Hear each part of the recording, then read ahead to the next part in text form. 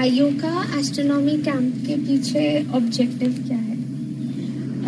Astronomy camp actually IUCAA जो है वो एस्ट्रोनॉमी इंस्टीट्यूट है, जैसे आपको पता है।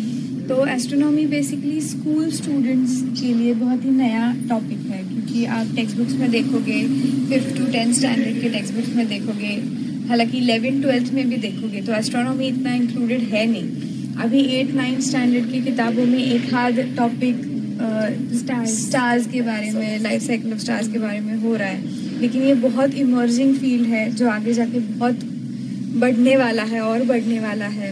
और इंडिया इसमें कंट्रीब्यूट बहुत कर रहा है, अभी तक कर रहा है और आगे भी बहुत करने वाला है। तो हमें ऐसा लगता है कि स्कूल से अगर बच्चों को इसके बारे में थोड़ा थोड़ा जानकारी हो जाए, या फिर एस्ट्रोनॉमी एस्ट्रोफिजिक्स के बारे में क्यूरियोसिटी एटलीस्ट अगर इनके मन में आ जाए तो बहुत है। इस ऑब्जेक्टिव कैंप का यही है कि आपको एस्ट्रोनॉमी एस्ट्रोफिजिक्स के बारे में क्यूरियोसिटी हो, आप थोड़ा सा उसके बारे में जाने, क्योंकि स्कूल सिलेबस में तो कोई कुछ जान नहीं पाते और हर एक बच्चा एक्स्ट्रा करिकुलम नहीं कर पाता है, तो इसीलिए हम ये कैंप करते हैं।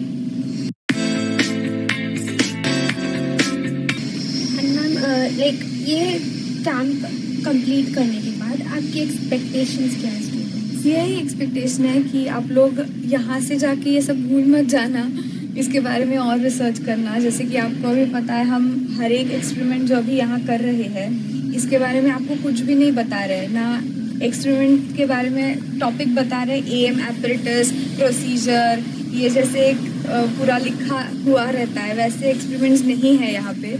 आपको खुद को सोचना है कि क्या करना है, क्या प्रोसीजर आपको लगता है कि सही रहेगी, वो आपको चूज़ करनी है। तो ये एक मेथोडोलॉजी के डायरेक्शन में आपको डालने की हम कोशिश कर रहे हैं कि आप कोई भी चीज़ या कोई भी प्रॉब्लम, कोई भी एक्सपेरिमेंट आपके पास आए तो एक मेथोडोलॉजी, एक पाथ आपको पता हो, ना कि सिर्फ लिखा गया है एम लिखो, एपरेटस लिखो, प्रोसीजर लिखो। ऑब्जर्वेशन टेबल्स में भी लिखा होता है कि क्या ऑब्जर्व करना है, तो इससे आपको एक मेथोडोलॉजी नहीं समझ में आती। तो कुछ भी ना बताने का रीज़न ही यही है कि आप एक अलग पाथ ढूंढो। तो एक ही एक्सपेरिमेंट जैसे आप ग्रुप में आपने किया कि एक ही एक्सपेरिमेंट को 4-5 तरीके से किया अलग अलग, फिर कंपेयर किया, फिर एक बेस्ट मेथड निकाली, फिर वो किया। So it is a research methodology जो आपको समझ आए, ऐसे हमें लगता है कि आ जाए इस कैंप के बाद। एंड मैम, आयुका बाकी रिसर्च इंस्टीट्यूट से डिफरेंट कैसे? ये आई थिंक एक ही इंस्टीट्यूट है इंडिया में जो इंटर यूनिवर्सिटी सेंटर है।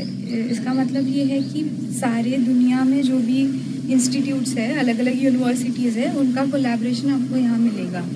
मतलब यहाँ पे जो पीएचडी स्टूडेंट्स है वो शायद उनकी पीएचडी जेएनयू से कर रहे होंगे, या फिर बाहर की किसी इंस्टीट्यूट से कर रहे होंगे, या फिर दिल्ली यूनिवर्सिटी से कर रहे होंगे। वो सब यहाँ आके काम कर सकते हैं। आप मतलब कहीं से भी पीएचडी कर रहे हो और आप आईआईटी में जाके काम नहीं कर सकते, मतलब पूरा काम आपका आईआईटी नहीं कर, तो आयुका में आप ऐसे कर सकते हो। आपकी पीएचडी कहीं भी हो, आपका कोलैबोरेशन या फिर आपका गाइड आपने यहाँ से चुना तो आप काम आयुका से कर सकते हो। तो यहाँ पे रिसर्च के लिए ओपन डोर्स है सबके लिए, तो ये एक बहुत खास बात है आयुका की। How prestigious is this camp? This, at least for me, it is very, very prestigious, and I think for everyone, and it is a very proud campus for all Indians. As you know, one of the very leading scientists जो है professor Jayant Narlikar, तो एक founder member में से वो है, और हम बहुत भाग्यशाली है कि हम उन्हें डायरेक्टली मिले हुए हैं। तो this is very very prestigious institute कि ये ऐसी एक ही है, और यहाँ एक आउटरीच सेंटर है जो बहुत सारे रिसर्च इंस्टीट्यूट्स में नहीं दिखाई पड़ता है, जो स्कूल के बच्चों के लिए कुछ कर रहा हो। लाइक ऐसा रिसर्च इंस्टीट्यूट जो स्कूल के बच्चों के लिए भी काम कर रहा हो, जो रिसर्च फील्ड में हो रहा है उसको स्कूल के बच्चों के लैंग्वेज में बता पाना इज़ ऑल्सो डिफिकल्ट। तो वो करके we are dealing with, we are coming up with plans and camps like this for school students. तो ये भी बहुत यूनिक चीज़ है आयुका की। Thank you so much. Thank you.